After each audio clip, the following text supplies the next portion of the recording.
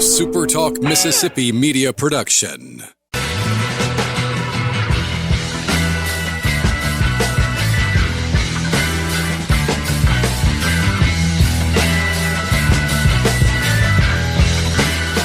What's up, everybody? Welcome in on this Tuesday night. This edition of the Rebel Report podcast. I am still thinking about and praying for you guys up there in north and kind of west Mississippi. I know that the images that are going around are just devastating, and hearing and seeing more firsthand account of what a lot of you guys, frankly, too many of you guys are dealing with right now is just it's so very sad to see. And talked to a few friends today, a lot still without power, and apparently there's a fear that water is going to get cut off soon. And I know they're working hard. There's a lot of people working really hard to restore that, but the weather has not been kind and did not get quite warm enough today to do a full melt and things like that. It's just awful. And the images around campus and around town there in Oxford and the surrounding areas are it's like just a massive ice tornado went through the area. So praying about you, thinking about you guys, and hope that you can find some relief and some help. And I know it's coming, and I hope you guys just try to stay warm as best you can and hope that everything's okay. My name is Michael Borky. Tonight we are grading Pete Golding's transfer class. I thought it was done, but yet they added, or are about to add anyway. I don't think it's gone official yet, but they are about to add another transfer. And I think that'll about round out the portal class, although maybe there's a straggler or two on its way. But for all intents and purposes, the transfer portal class for Ole Miss is done. How would you grade it? What letter grade would you assign to the transfer portal class at Ole Miss? So we will talk about that after I tell you who the possible expected new commitment is as well. So I'm glad you're here. Don't forget to subscribe wherever you get your podcast. If you're watching on YouTube, I want you to subscribe to this podcast wherever you get them. Just search Rebel Report and subscribe and leave a rating and a review. And also, this edition is brought to you by Logan Smith, Shelter Insurance. If you need home insurance, if you need auto insurance, if you need life or insurance for your business anywhere in Mississippi, Logan Smith has award-winning insurance. And look, even if you already have any of those things, it's worth the phone call. He might have a better rate for you. I know he'll have outstanding service for you. 601-823-3500. 601-823-3500. Logan Smith, Shelter Insurance, home, auto, life, and business. Don't forget, by the way, when you call him, to tell him that I sent you, and let's get into it. Also, don't forget to leave a comment. We'll get to some of yours as well. Probably a shorter stream incoming, to be honest with you, some quick commentary, and we'll get out of here. I've got something that I got to take care of when we hang up here at the house. So I appreciate you being here, and let's get into it. Number one, Ole Miss is expected to get, according to Matt Zenitz and others, Horatio Fields, who, if nothing else, will be Ole Miss's member of the all-name team going into the 2026 season. It's hard to get a better name than that right there. He was at Auburn, and before Auburn, he was at Wake Forest with Deuce Alexander. And Deuce Alexander, I don't follow players on social media, but it got retweeted into my timeline. Deuce Alexander, with a picture of he and Fields doing like a run it back thing. I don't know. But so they played together at Wake Forest. He transferred to Auburn. As you guys know, Auburn couldn't even make Cam Coleman look good because of how pathetic the offense and the quarterback play was. And he also only played in the first 4 games of the season, but fully healthy, ready to go, and was on his way to Missouri, actually. And this break from Missouri is obviously a little bit cleaner than the one that Luke Farrelly had with Clemson. He got out of his obligation to Missouri. They released him from said obligation. He's getting back into the portal. Sounds like he's going to head to Ole Miss. I guess, 1 + 1 sometimes equals 2. Sometimes in recruiting or in sports, it doesn't. But Caden Lee going to Missouri is that a 1-for-1? I don't know, but it doesn't matter. no longer going to Missouri. He is listed as a 4-star wide receiver, and that completes the ad at the receiver room for Ole Miss right now. And I mean, you have to like the haul, I think, with Daryl Gill, who is probably the bell cow in this class. I think Isaiah Spencer returning to Mississippi, Jonte Cook, the former 5-star, Cam Miller, the Kentucky transfer, who I think is a 1-for-1 with Winnie Watkins, and now Horatio Fields. You've got a good group of wide receivers to pair with the aforementioned Deuce Alexander, and got a group of wide receivers now in the transfer portal that I think you should feel quite good and comfortable with the haul that they've got. But I want to talk about grade now, because, I mean, it's an obvious one. I even said it in my tweet that, I mean, I'll assign a letter grade to this this class, but it's a pretty obvious one. It's a pretty easy one to make, because when you look at this transfer portal class and what they needed on paper, right? Obviously, a lot of these guys have to work out. You don't know if they will or not. We'll see what happens on the actual football field. But when you consider coaching transition and, I mean, they played deep into the playoff, obviously, while others were able to do undistracted portal recruiting. Ole Miss was able to still, through the coaching transition, through all of that, all of the staff weirdness and all that, finish with the number 2 portal recruiting class on top of the player retention. The only grade that you can give this class is an A. I think when you look at the needs that this team had, they, on paper, addressed them all. We'll see if they actually work out, but I think they really needed to get better in the secondary. More on that in a second. They did. They had to replace linebackers. They added 3 of them, 2 of which I think are really high caliber, at least from a production perspective, linebackers from their previous stop. They needed to supplement what they had on the defensive line, add a couple of edge guys. They did that. They really, with Wallace and Stribling leaving the receiver room, now Caden Lee leaving the receiver room, had to add at wide receiver. On paper, they added talent at wide receiver. I love what they did in the running back room, in particular with depth behind Kejuan Lacey. If you look at all of these positions, they addressed needs and where they needed them at every single stop, especially in the secondary. I think Jay Crawford in particular is going to be a huge pickup for this team. So you have a corner rotation of him and Kite and Braxton. I think you really like what you have there at defensive back. And then adding Joseph and Aguero into the safety room, which is a position that they needed to upgrade pretty substantially. They did that. I think when you look at Ole Miss in the back end of their defense, they needed to get better there. They added some frontline starters, that they added some depth, and I am looking at that group in particular as one that you should be most satisfied with, is the group of defensive backs that they have added via transfer portal. The only thing that would stop me from going from A to A+, there's 2 things that I think prevent it from being literally a perfect class. One less so than the other. One, I think they would have benefited from adding 1 more linebacker. Maybe there is one out there that they can add, but I do think for depth in the room, it would benefit them to add 1 more linebacker. But more specifically, we talked about it last time, offensive tackle. Now, they've added bodies, and those guys have to work out, but I do think what would have made this class go from really good to almost perfect would be to add like a true, like, experienced multiple year starter type at offensive tackle. They were not able to do that, but they did add a guy with starting experience, one that was going to be a starter at Miami next year as well. You kept Therese Davis.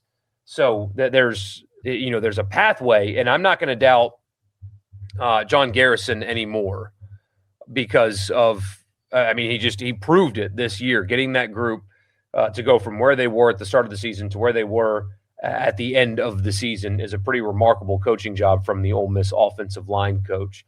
So not going to doubt him again, but there is a lack of experience at tackle that they could have addressed that they did not. So that's the only thing to me holding this class back from going from A to A+. But by and large, there is no way that you can look at what they have currently done with retention and with portal additions and not think that they've done one heck of a job. But that does come with some increased expectations, and I will put a video out there for you guys tomorrow of something that I talked about on the radio show today, where I think that there's a lot of pressure, frankly, on Pete Golding to win in 2026 because there aren't really any excuses for him not to. So that'll come your way tomorrow. But A is the obvious grade with this portal class. Finishing second and addressing the needs where they did. There's a lot of depth in a lot of places now as well. This looks really, really good. So kudos to Pete Golding and staff for closing the way that they did. Before I get to a few of your comments, and again, this is going to be a shorter one tonight, more of a quick commentary than anything else. I cannot stay long, but I do want to tell you that the podcast is brought to you in part by Priority One Bank, 16 locations in Mississippi. So there's likely to be one near you because that's where I bank. There's one right down the road from me. Bank with me at Priority One Bank. They have local loan servicing and decision-making, so you don't need to hop on Zoom or get on the phone or talk to somebody out of state. It's somebody that's right down, that'll sit right down in front of you, I should say, and get to know you face-to-face.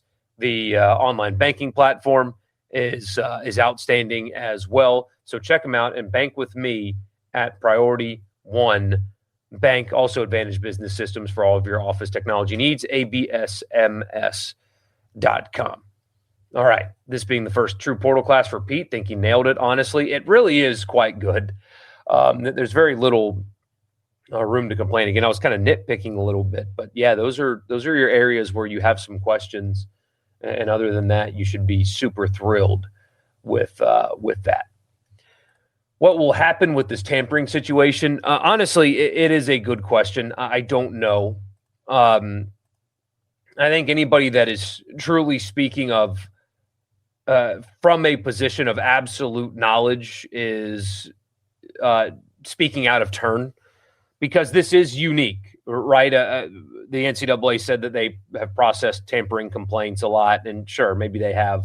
No coach in college football has publicly named another in the manner in which Dabo did. This is a unique situation, and it's going to call for more attention on the NCAA than any other situation like this before. Sidebar, by the way, I love the way that the Mensa thing is being reported on compared to this, by the way. It's quite rich how that went down the way it did, and it's not anyway. But you can kind of see the inconsistency in the way things are talked about when you have that going on. Maybe Manny Diaz should have a press conference and people will start paying attention. We'll see. But this is a unique circumstance. I am curious to see what Clemson believes that they have, like real evidence, not the player's agent told me this, but real evidence. Because if it's just the player's agent told me that Pete Golding sent him this, that really won't hold up under any real scrutiny. So do they actually have tangible proof? Not Dabo said this proof, but tangible proof. Do they have a call log? Do they have a text log? Not screenshots, but a text log that they can point to and prove that, hey, this actually did happen? Or is it, again, agent told me this or GM told me this? You know what I mean? So it's all going to come down to whether or not Clemson actually has something that you can use that is provable, as opposed to, he said type thing. I don't know. I do know that you have only heard one side of this story. Now, look, I'm not naive. I mean, tampering goes on. That's why we talk about it so much. That's why we are so transparent all year talking about tampering and stuff like that, because although Clemson's a bit of an exception because they don't really use the portal at a high level the way that others do. Tampering is rampant in college football, and we don't shy away from that. It's just part of what college football is, as you guys know. I don't need to tell you that. Maybe I should stop repeating myself so much. I know that's a problem of mine. But if that's all they got, then they've got nothing, frankly. It's really hard to enforce. And so you have only heard one side of the story, and it's a very loud side. It's a squeaky wheel. It's getting some grease as well. They even set up their website. They still have Ferrelli on Clemson's website with a link to Dabo's press conference talking about it. So when you're in a situation like this, and I don't know if there's going to be any legal ramifications or not, because again, I'm not a lawyer, but I don't know how you can take this to court and a judge will side with the non-employee whose movement is being restricted. That's why the NCAA has lost so much in court. I don't know really what you can do there. And then damages. How do you prove damages? It's a football player. Anyway, so there's a lot to unpack there. But when you're doing something like this, your goal is to present yourself in the best light as possible, right? That was Clemson's goal on Friday, which I still maintain was a bad PR move, by the way, because Friday before a catastrophic winter weather event, you're not going to have the same impact. And also conference championship games were on Sunday.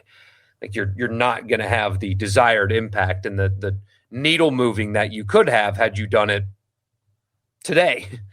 So they kind of made a mistake there, but their goal in that is to present their side as sympathetic and as strong as they possibly can, right?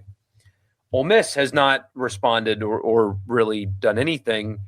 And one, it could be because, they're dealing with a catastrophic weather event that hit their town. And I've seen a lot of that. Why haven't they responded? Why haven't they responded? They turn on the news, man. That's why they haven't responded. There was somebody that does radio in South Carolina that said that why their silence is deafening. They don't have power in their homes right now. They have family and friends that are in bad shape at the moment. Trees are falling on houses. Nobody has power. It was single-digit degrees this weekend at times.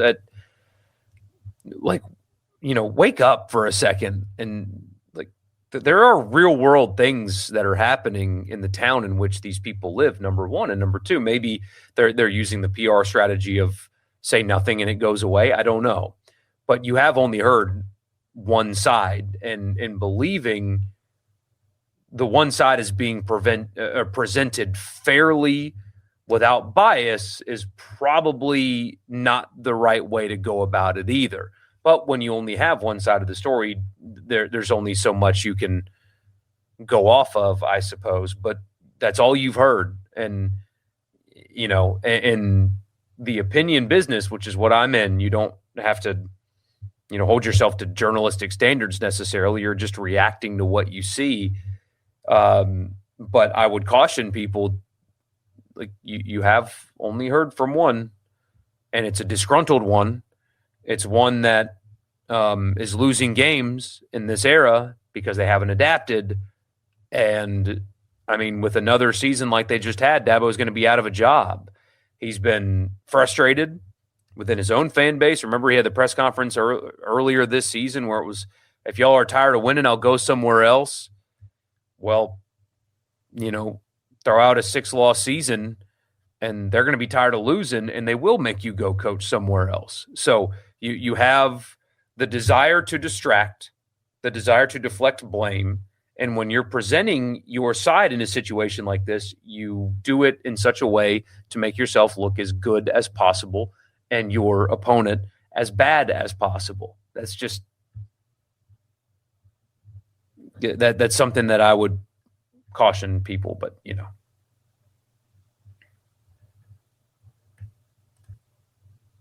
February 12th hearing date on Trinidad Chambliss. Yeah, there's a chance that There's a chance that I go to that, quite frankly. We'll see. Strengths and weaknesses of the two potential starting tackles, other than never having played for Ole Miss. So I don't know what two it's going to be. We'll do that more around spring practice if there's any level of access to spring practice. Although they're not going to tip their hand on a starter then either. But I hope that we're going to be able to get to see practices. That's what I'm hoping for, is to be able to see them, because I do think that would be very important. I mean, for a lot of reasons, right? Number one, you guys know me. I think that if you're paying for the roster, you should be able to see your roster prepare. If you donate to the collective, et cetera, you should be able to see your new players practice in the spring. But also the spring is going to be important for those tackles to kind of figure out who is in line to start going into this year. This level 2 violation should only be a 1-game suspension of Pete if proven, because the NCAA doesn't have subpoena power. It's generally what it looks like. Most people, even if they can prove it, there's going to be calls for the NCAA to, do something about it. But also what I've loved so far, it's been almost 4 days, and I've seen a couple of articles that was like, Clemson's AD says he has, administrators have voiced support for their cause, stuff like that. That said, he had coaches telling him to keep going. Well, who are they? If you have all of these coaches and administrators reaching out to you to tell you, to keep fighting the good fight, why aren't they publicly talking about fighting the good fight? Why aren't they? It's almost as if there's a reason that they're not. That's just me. Maybe I'm off base there, but if you tell me that all these people are supporting you, well, who are they? Why are they not being public about it? Why is it only you that's being public about it? I've got some theories on that. No need to respond. They did nothing wrong to explain. Guess that depends on what your definition of is.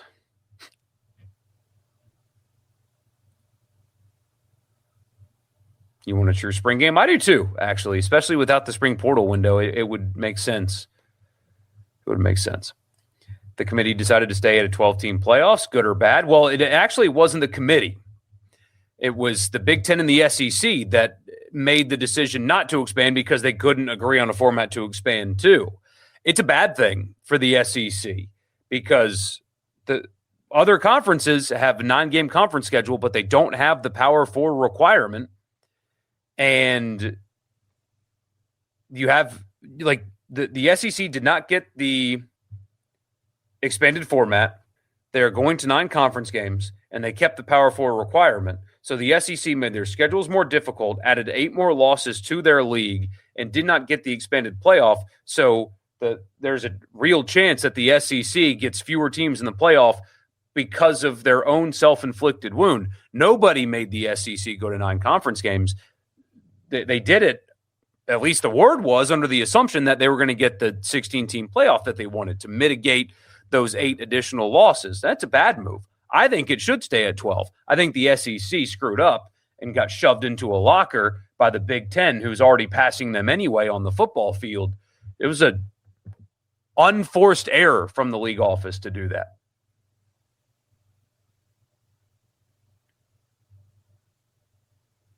Farrelly came out and said Clemson did not have what he needed to build his NFL career, outdated equipment and outdated training techniques. He felt Ole Miss was much superior for his needs. Did he? Do you mind linking that to me? I have not seen Luke Farrelly's quotes addressing the matter. Frankly, I'd be surprised if he did. So if you don't mind sending me a link to those quotes, because I have not seen them.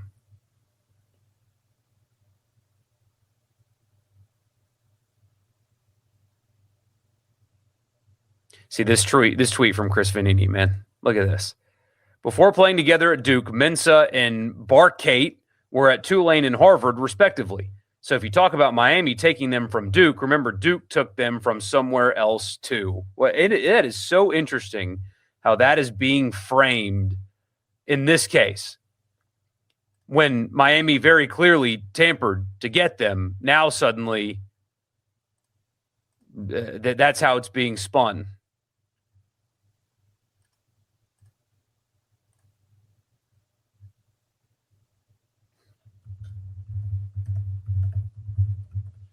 Interesting.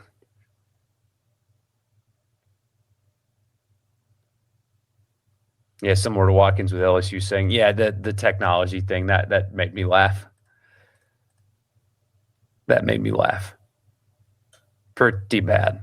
So anyway, also, I guess the women's basketball game got moved. That was supposed to be on campus. I am curious to see if they do the same for Saturday's game because, I mean, as you guys know, they've closed the campus until Sunday. And, I mean, how can you justify the campus being open? And I assume, I mean, they got a few days now, but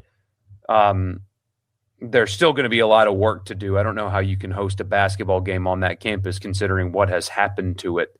So part of me wonders if they follow the women's route and find a different venue to play in for Saturday's game. That's a big one. I mean, if Ole Miss doesn't win this game, the season's basically over. If they do win the game, they still have an impossible, I mean, just an incredible uphill climb to get back into meaningful basketball. But this game does matter. And I don't know if that's also a possibility for them or not. You're welcome, man. Thank you for being here. Really appreciate you. Off topic and random, but any thoughts or insight on the Mississippi JUCO situation? I'm also an SMCC alum and would hate to see it become a satellite campus. Yeah, I'm confused at why, like, what the benefit is for that. Why they would consolidate the junior colleges. Is there a financial issue? I don't know. I can't speak on it because I don't know much about it, and I would just be more ignorant than I actually am. Which is pretty hard to do. About to have a fight at the end of the Pels game. Yeah, I saw that. Sadiq Bey, man. I actually like him. He's one of the few bright spots on this team. Otherwise, a pretty pathetic basketball team and a waste of year. So glad that we have a the first round draft pick. Oh, wait. We don't have one of those either.